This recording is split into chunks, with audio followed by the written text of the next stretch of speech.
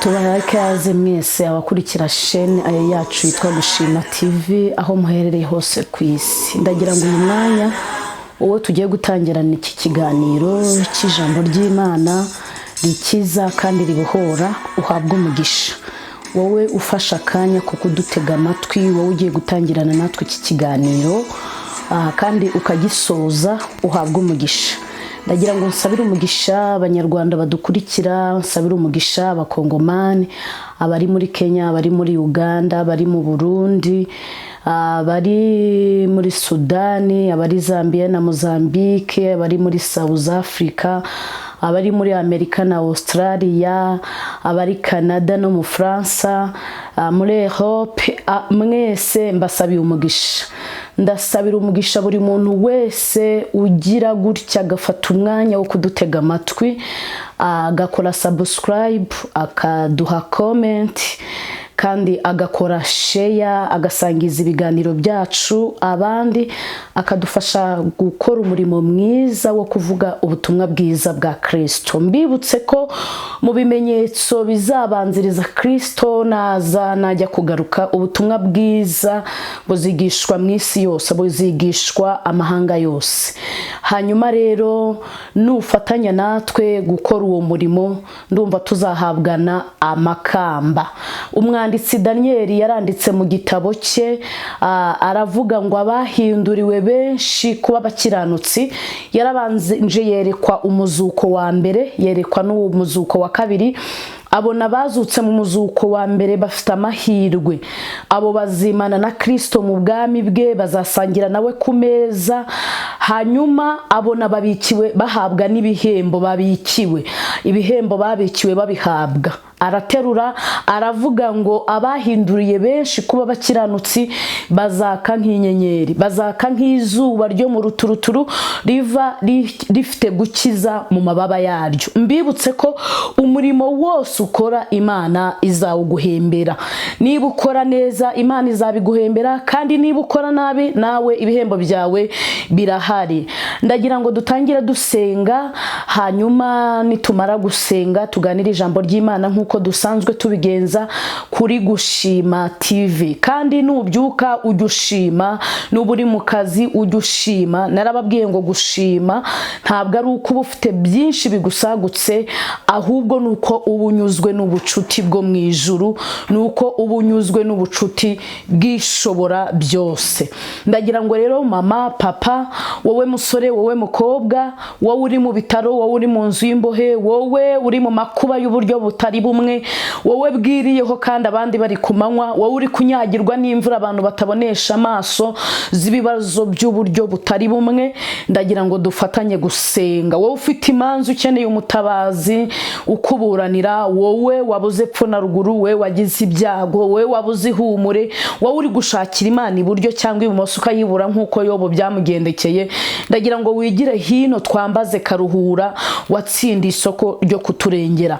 Turacyagushima kuri Imana y'imirimo, uri Imana y'imbaraga nyinshi, uri Imana ivuga bikaba, uri Imana itegeka bigakomera, uri umugaba ku rugamba, uri intwari mu ntambara. Intambara zose wagiye utabaramo ntago wigeze uzitsindwa, waratsinze kubera ko uri intwari muri zo. Hanyuma umwanditsi w'ijambo Yeremiya yavuze ngo ubereye mwiza abantu bagutegereje, ariko na Dawidi yabivuzeho aravuga ngo siko bizaba ku bantu bagutegereje, ngo muri bo nta muntu uzakorwa n'isoni. Aravuga ngo keretse abantu bava mu isezerano nta mpamvu, nibo bazakorwa n'isoni. Ndagushimiye ko uri Imana y'amasezerano, uri Imana isezeranya igasohoza. Uyu munsi ndimo ndasengana n'umuntu wavuganye nawe, n'umuntu wicaranye ibyasezeranijwe akaba atabasha kubisabana inguzanyo muri banke ngo bimubere ingwate, akaba atabidepoza ngo bimuheshe akazi, akaba atajya kubigura isambu kuko mu bigaragara ntibifatika, ariko mu buryo bw'umwuka birafatika. Ndasenze kugira ngo mwibutse ko uri Imana isohoza amasezerano. Ndasenze kugira ngo mwibutse ko uri Imana y'imbaraga nyinshi, uri Imana ivuga bikaba, wategeka bigakomera. Dawidi yaravuze ngo wibuka ijambo ryawe iminsi yose, ngo kandi ijambo wategetse uryibuka ibihe ibihumbi kugira ngo urisohoze. Sengeye abanyamasezerano kugira ngo bakomereze amaboko, cyane kubasha guha intege abarambiwe utibashije ukamwongeramo imbaraga. Kandi ndasenze ngo amaboko yawe akomeye abe kuri twebwe, abe ku babyeyi banteze amatwi, abe ku bagabo banteze amatwi, abe ku basore banteze amatwi, abe ku baririmbyi n'abapastori, abe ku bashumba n'abadiyakoni, abe ku bamenye izina ryawe n'abatarakumenya, kugira ngo Uwiteka amaboko yawe abashyigashyire kandi abasingirize icyo wabagambiriyeho. Sabiye umugisha buri muntu wese unkurikiye, buri muntu wese utangiye iki kiganiro, kugira ngo abone ukuboko kwawe. Ari mu bitaro, ukuboko kwawe ni kumubyutse. Ari mu manza, amaboko yawe namuburanire. Abuze uko agira, amaboko yawe nagira uko amugenza. Ayobewe inzira, amaboko yawe namucira inzira. Arimo aranyagirwa n'ibibazo bimeze nk'imvura y'umurindi, amaboko yawe namubera ubwugamo. Ari mu ntambara z'urudaca, amaboko yawe namuremera urukuta, namurwanirire. Dawidi yaravuze ngo umwami Imana izakunja umwambaro wo mu kuboko kwayo, aravuga ngo izakweta inkweto, aravuga ngo abanzi bacu izabarasa umwambi ubatunguye. Ndasenze kugira ngo buri muntu wese amaboko y'Imana arasa abanzi be imyambi ibatunguye. Arimo aracuruza bigahomba, amaboko y'Imana narasa ababisha bari gutuma adacuruza. Amaze igihe mu bushomeri, amaboko y'Imana narasa ababisha batuma atinda mu bushomeri ahabwa akazi. Amaze igihe kinini ku gisasiro cy'uburwayi, amaboko y'Imana narasa uburwayi amubyutse ku gisasiro kugira ngo agire ishimwe. Ararenganywe mu nzu y'imbohe, amaboko y'Imana namuburanire. Arashonje, amaboko y'Imana namugaburire. Abantu baramusize baramuta, ndasenze ngo amaboko y'Imana mugarukeho mu izina rya Yesu, mu izina rifite ubutware, mu izina rifite ubushobozi. Umugabo umwe yavuze ngo amaboko y'Imana yacu ari ku bantu bayishakana umwete, yitwa Ezira, ngo kugira ngo abagirire neza. Nehemiya nawe agiye gusana inkike z'i Yerusalemu, yahuye na ba Sanibalati na ba Tobiya, bari bafite amagambo yo kumukomeretsa, bamwandikiraga mesaje zo kumuca intege, ariko akomeza abantu. Arababwira ngo ntimureba ko tumeze nabi, ntimureba ko i Yerusalemu habaye amatongo n'amarembo yaho akaba yarahiye. Aravuga ngo nimuze twubake, kuko Imana nyir'ijuru n'isi niyo izatubashisha gukora umurimo wayo mwiza. Dushimiye Imana ifite amaboko magari. Aya maboko yakuye Isiraheli muri Egiputa, aya maboko yayaciriye umuhanda mu nyanja itukura, irambuka. Isiraheli imaze kwambuka iririmba indirimbo zishimwe. Ndagira ngo umuntu uneze amatwi ari mu bihe by'amarira, ari gukora bikanga, amaboko y'Imana aseruke ku buzima bwe. Aya maboko yaserutse kuri Hagari, afukura iriba mu butayu. Aya maboko kandi yaserutse kuri Aburahamu, amuha Isaka ageze mu zabukuru, afite imyaka 100, Sara afite 90. Aya maboko niyo yibutse Yakobo ngo ubwo yakiranyaga marayika, ngo ijoro rigatandukana, ngo agagira ihishurirwa, akabona urwego ruva mu ijuru ruriho abamarayika, bamwe bamanuka abandi bazamuka. Nuko aho hantu ngo ahita Penueli. Amen. Aya maboko niyo yatumye ahindurirwa izina, aravuga ngo nta cyitwa Yakobo umuriganya, ahubwo yiswe Isiraheli. Sabiye umuntu wese unteze amatwi kugira ngo amaboko y'Imana ahindure ubuzima bwe, ubw'amarira abuhindura ibyishimo, ubu buzima bw'ubukene abuhinduremo amashimwe adaceceka. kandi Uwiteka buri muntu wese umenye uko akwifuza kugira ngo umugirire neza. Abantu bakwiringiye bameze nk'umusozi Siyoni, niko Dawidi yavuze mu gitondo, utabashika kunyeganyezwa ahubwo uhora uhamye iteka. Yavuze ngo nk'uko imisozi igose i Yerusalemu niko ugose abantu bawe uhereye none ukageza iteka ryose. Umuririmbyi wa 62 yunzemo aravuga ngo ndetse n'umwana muto cyane uzi gusenga Imana ntabwo azagira ubwoba ahubwo azafashwa no gusenga. Aravuga ngo kandi ntitwibagirwe yuko ahantu hose tujya gusenga kwacu kugera ku Mana Data. Ndasenze ngo gusenga kwanjye kugere kuri buri muntu wese unteze amatwi. Imbabazi zawe zimubera umwambaro, kuko imbabazi zawe ziruta gukiranirwa kwacu, ziruta ibyaha byacu, ziruta intege nke zacu, nizo zitubashisha zikatwambika gukiranuka kw'Imana muri Kristo. Urakoze, ndagushimiye. Ngaho shigikira buri muntu wese uri kumwe natwe muri iki kiganiro, kandi umukomereza amaboko, umwiteho, umuha imbaraga, uzamura ibendera ry'ubutsinzi ku buzima bwe. Mbisenze nizeye mu izina rya Kristo Yesu, amen. Imana iguha umugisha wowe watangiranye natwe mu isengesho, kandi tukaba tugiye gukomezanya mu mwanya w'ijambo ry'Imana. Ndagira ngo ngusabire umugisha w'Imana, ngusabire umugisha w'Imana wagutse, ngusabire umugisha uturutse mu kuboko kw'Imana. Nashaka kukubwira ko nta ntwari yitwa intwari kuko yahunze ibiyirwanya. Nta muntu b'intwari kuko yahunze ibimurwanya. Umuntu yitwa intwari kuko yahanganye n'ibimurwanya akabitsinda. So niba ushaka kuba intwari, ukaba intwari mu maso ya Kristo, ukaba intwari mu maso ya Mwuka Wera, ukaba intwari mu maso y'Imana, nuko ubasha gutsinda ibyo abantu batabonesha amaso. Elina White yigeze avuga ijambo rikomeye mu gitabo kimwe, aravuga ngo uzaharanire gukiranuka. Ndamukunda, yavuze ibintu by'ubwenge. Aravuga ngo uzaharanire gukiranuka, uzaharanire kwishimirwa n'Imana, kabone n'ubwo mu maso y'abantu baba batabibona. Wowe uzakomeze, ntuzacike intege, uzakorera Imana, kabone n'ubwo abantu babona ko bataye ubwenge, kabone n'ubwo abantu babona kuri umupagani. Abantu bareba ibiri hano hafi, ariko Imana ireba ibyiherereye. Tugiye kuganira ijambo riri mu gitabo cy'Itangiriro, rifite intego ivuga ngo umwambaro muka Potifari yakwambitse utaye agaciro kubw'isezerano. Haleluya! Umwambaro muka Potifari yakwambitse utaye agaciro kubw'isezerano. Ndasubiramo, umwambaro muka Potifari yakwambitse utaye agaciro kubw'isezerano.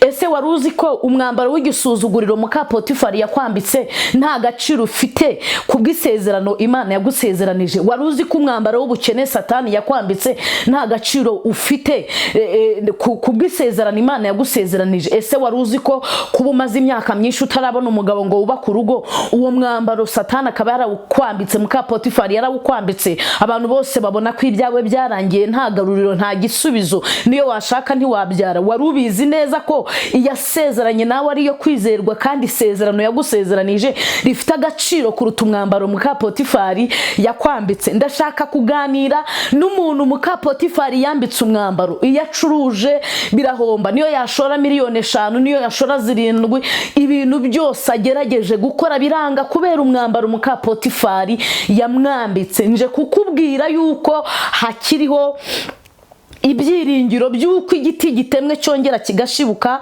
kikera imbuto nk'iza mbere, kikagira n'ibibabi nk'ibya mbere. Hanyuma uyu mwambaro muka Potifari yakwambitse ntabwo ari bariyeri ishobora gutangira icyo Imana yavuganye nawe, icyo Imana yakugambiriyeho. Icyo usabwa ni iki? Nuko wizera, aleluya, nuko wihangana, nuko ukomera ku mwami wawe, nuko usenga ubudasiba, nuko ukiranukira aho abantu bakureba naho batakureba. Hari umuntu wambajije ngo ni gute yabasha gukiranuka, ngo kandi ngo kukaza aho akorera, ngo akorana n'abantu batarakizwa, ngo batarizera Yesu nk'umwami n'umukiza. Reka nkubwire, ntabwo turi mu isi ngo iduhindure, ahubwo twebwe turi mu isi kugira ngo tuyihindure. Kandi isi ntabwo yadusigiye akanya ko gusenga, ahubwo twebwe mu isi dukwiye gushakamo akanya ko gusenga. Aleluya! Hanyuma rero uyu mwambaro muka Potifari yakwambitse, ushobora kuba ari uburwayi bukumazeho igihe, ushobora kuba ari famiye zakwanze ntacyo mupfuye zaragutaye, ni umugabo wakwanze, ni umugore we wakwanze, ni intambara z'uburyo butari bumwe, n'urubwa abantu bakwambitse, ariko ibyo ntibifite agaciro nk'isezerano Imana yagusezeranije. Cyane ko abantu batuvuga Imana ibumva, ariko Imana yikatuvugaho batumva. Reka dusome twumve iki ijambo ry'Imana rivuze mu Itangiriro ibice 40, turasoma ku murongo waho wa 21. Haravuze ngo ariko Uwiteka bakumwe na Yozefu amugirira neza, amuha kugirira umugisha ku murinzi w'iyo nzu y'imbohe. Uwo murinzi arindisha Yozefu imbohe zose zari muri ya nzu y'imbohe. Ibyo bakoreragamo byose niwe wabibakoreshaga. Umurinzi w'inzu y'imbohe ntiyagira ikintu agenzura mu byo yamurindishije, kuko Uwiteka yari kumwe nawe, kandi ibyo yakoraga Uwiteka yamuhaga kubikoresha ukuboko kwiza. Hanyuma rero mu bice 39 by'Itangiriro ho haravuze ngo 11 ngo bukeye yinjira mu nzu gukora umurimo we, ari nta bandi bagabo bo mu nzu barimo. Uwo mugore afata umwenda we aramubwira ati turyamane, amusigira umwenda we, arahunga arasohoka. Abonye yuko amusigiye umwenda we agahunga agasohoka, ahamagara abagabo bo mu nzu ye, arababwira ati dore yatuzaniye umuheburayo wo kudusekana agasuzuguro, yanyegereye ngo aryamane nanjye, ntabarisha ijwi rirenga, maze yumvise nteye hejuru ntabaje, asiga umwenda we iruhande rwanjye, arahunga arasohoka. Turaza kongera kandi gusoma mu bice 41 ku murongo waho wa 41 n'ubundi haravuga ngo Farawo abwira Yozefu ati dore nkweguriye igihugu cya Egiputa cyose.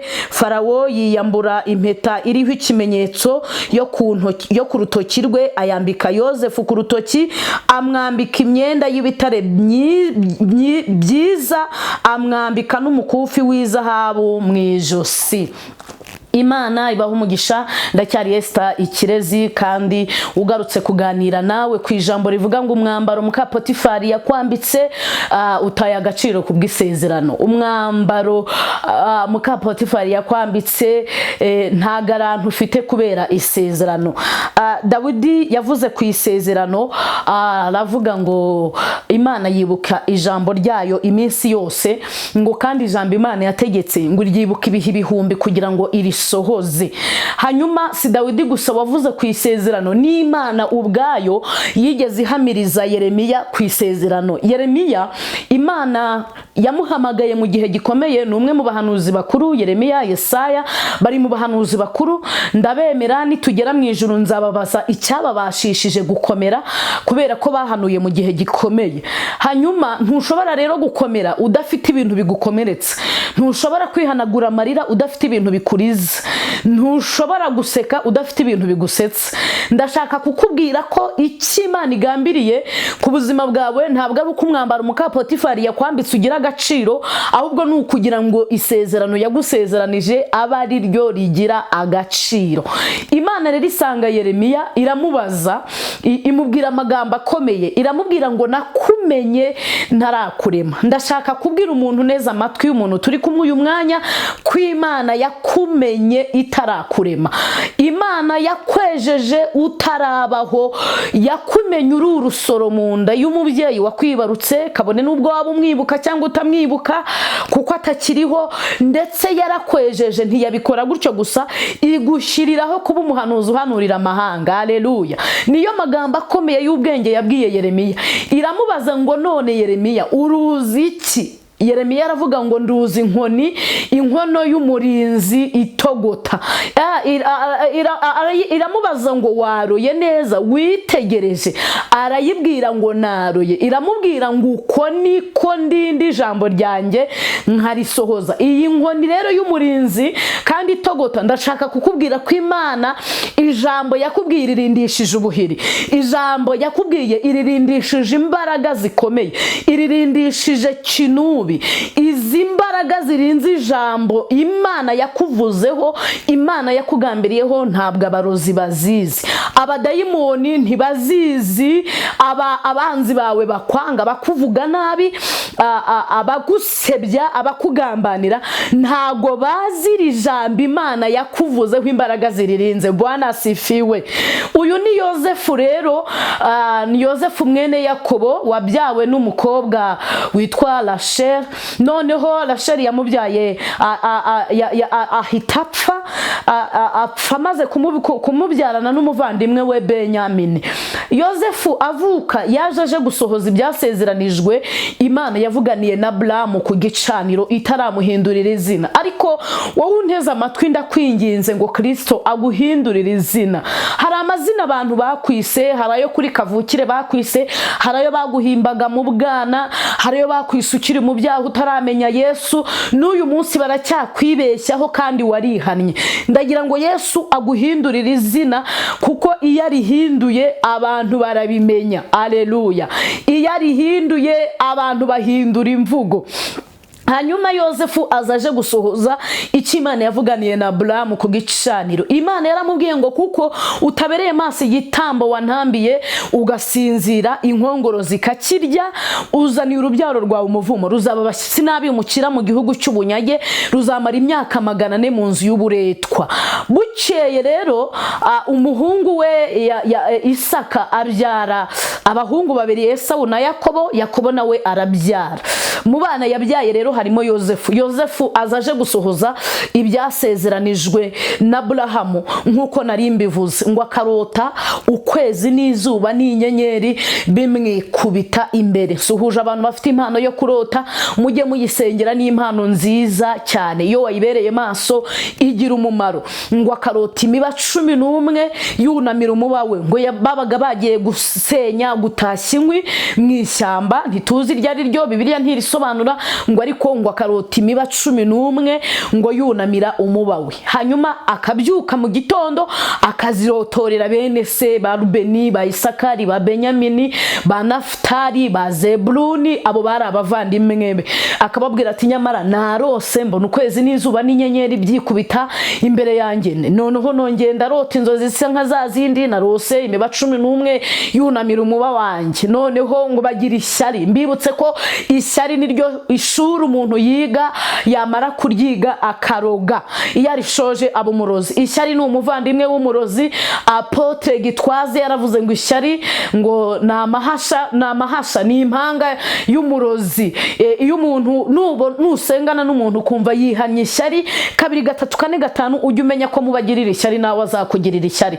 Nusengana n'umuntu kumva yihanye uburyarya 2 3 4 5 ujye umenya ko mu bantu aryarya nawe urimwo. Nusengana n'umuntu kumva yihanye 2 3 4 kubeshya, ujye umenya ko mu bantu abeshya nawe urimo. Nusengana n'umuntu kumva yihanye kutagira ukuri muri we, ujye umenya ko mu bantu atabwiza ukuri nawe urimo. Hanyuma rero uwo muntu kandi niwumva asebya runaka, agasebya Budunyuri, akakugeraho akamusebya, ujye umenya ngo nawe nimutandukana niko ari bugusebye. Uko yasebeje Budunyuri nawe niko ari bugusebye. Imana itugirire neza cyane. Bukeye bene se bamugirira ishyari Yozefu, ngo bamujugunya mu rwobo. Ise Yakobo yari yamutumye, amuha Efa, amuha imvumba, aramubwira ngo genda ndebere bene Somu aho bari, ubahe imvumba, ubaramize ibyo kurya, ubaramize amazi ari mu mvumba banywe. Ngo bamubona aturutse kure ku gasozi. Bamaze kumubona baramugambanira. Bamaze kumugambanira bigira inama yo kumwica.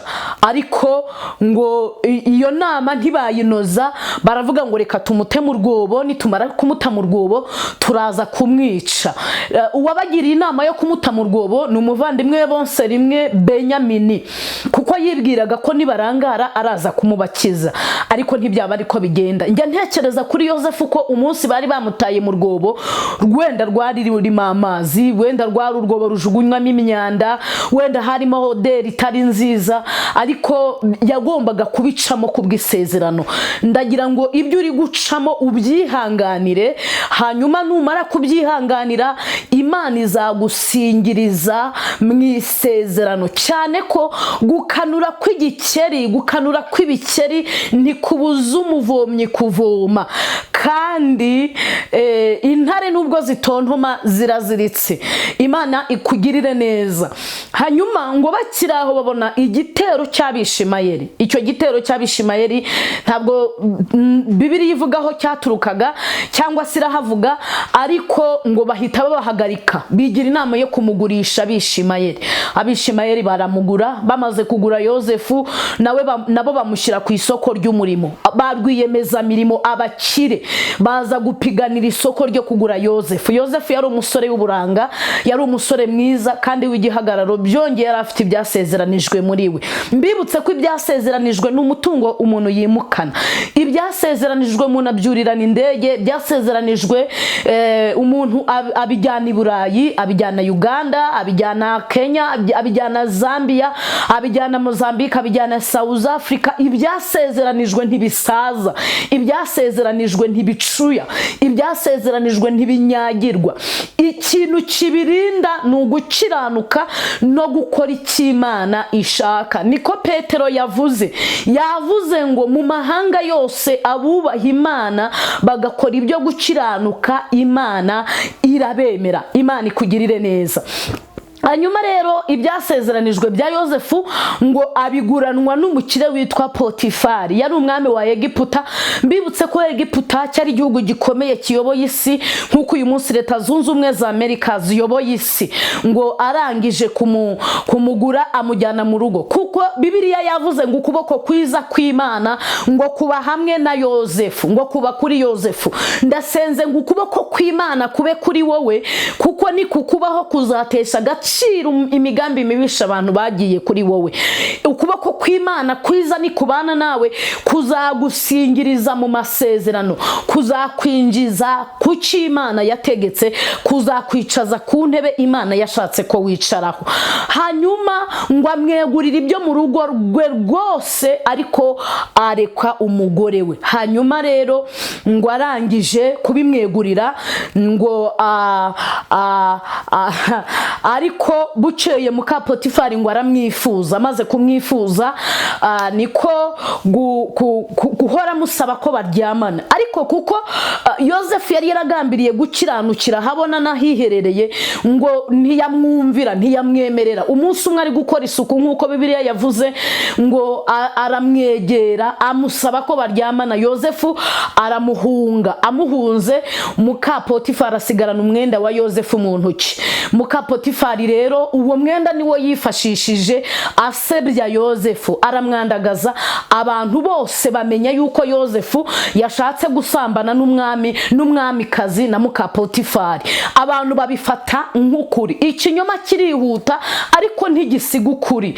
Ikinyoma gica muri esanseri, ukuri kugaca ku masikariye, ariko biratinda ukuri kukamenyekana.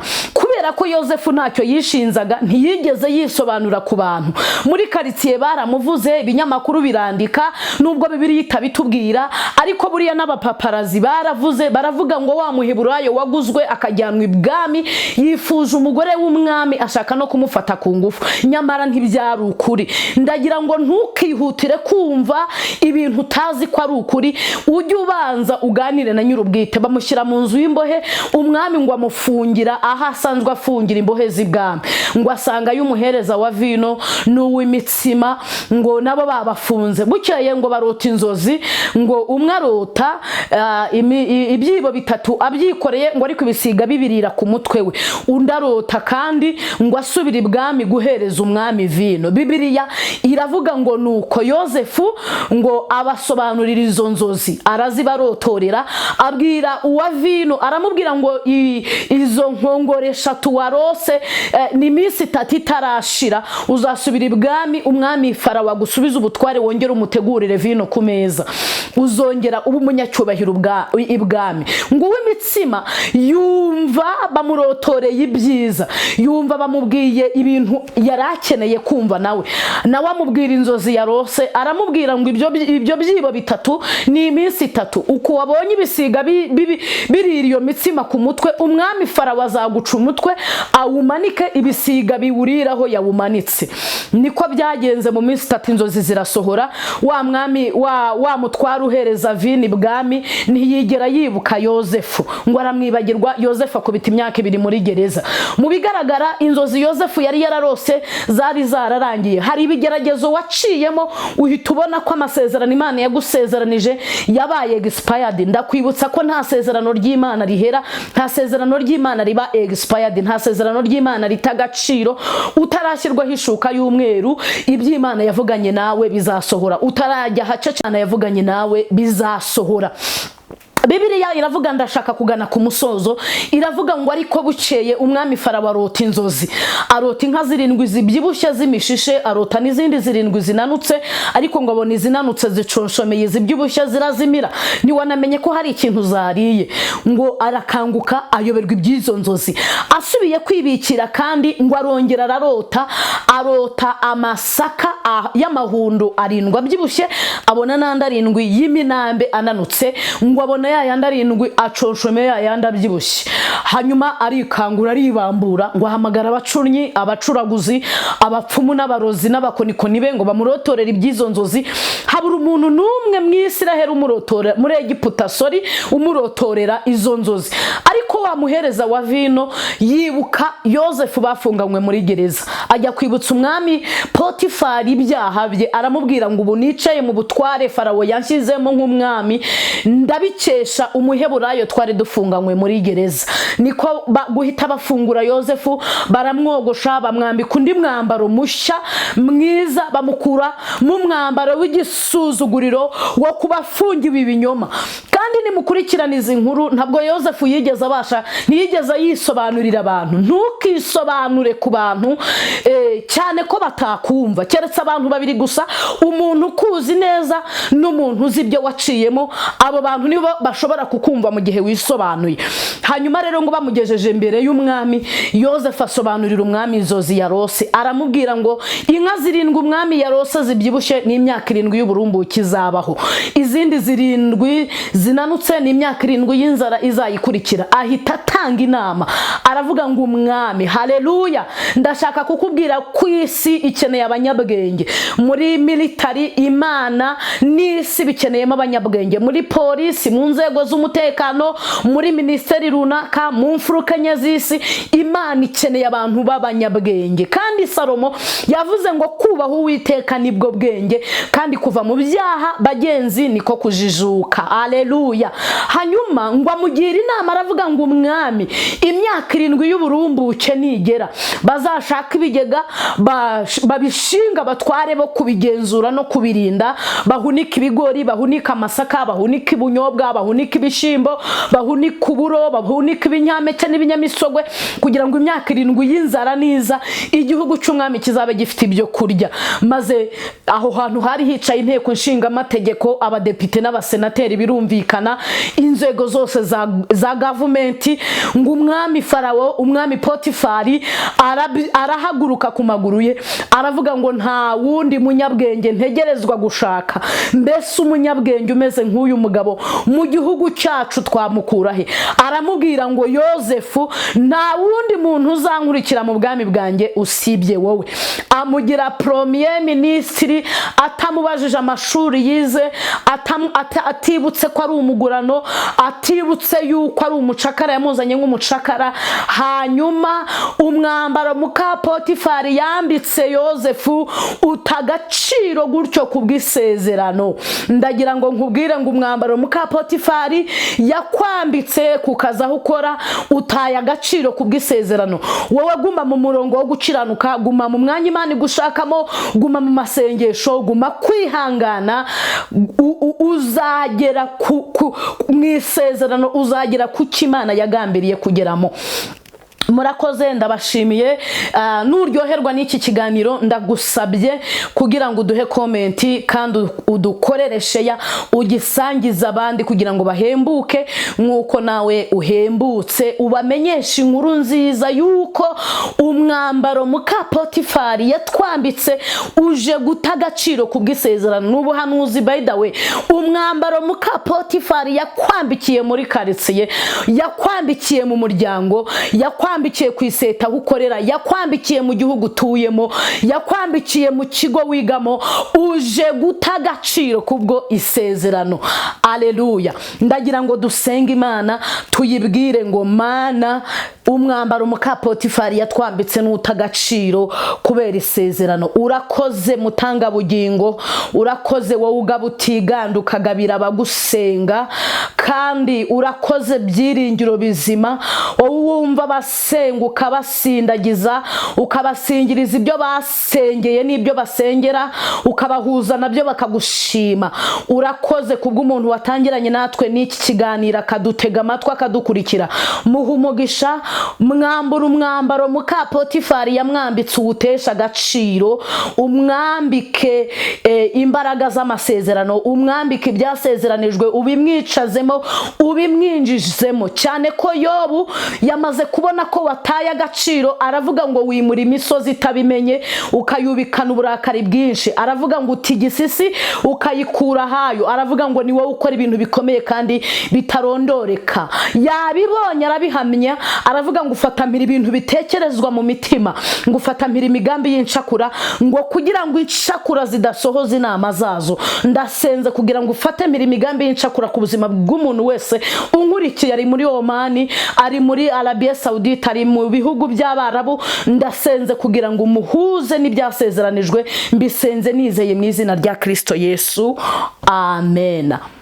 Ushaka kutuvugisha cyangwa kutwunganira, watwandikira kuri telefone 0782 kandi nsoza ndasabira umugisha umuntu ugira uruhare kugira ngo iki kiganiro kibagereho, ubu butumwa bwiza bubagereho aho muri. Uwampa ikizami cyo kugira ngo mwese ntege niyo yakwishyura indege ya Forever, ndumva ntabasha kubageraho uko bigomba, sinabagereraho icyarimwe kubera ko aba yabigizemo uruhare. Imana imuha umugisha kandi mwagurira imbago imukomereza amaboko, n'umuterankunga ukomeye. Umunsi umwe tuzaganira kubigishwa Kristo yahamagaye 12, tuganire no kubandi 70, tuganire no kubandi 5 yari afite bo mwibanga bateraga inkunga ivuga butumwa rye. Wifuza rero kudushyigikira, watwandikira kuri iyo nimero, hanyuma Imana ibaha umugisha. Ciao ciao.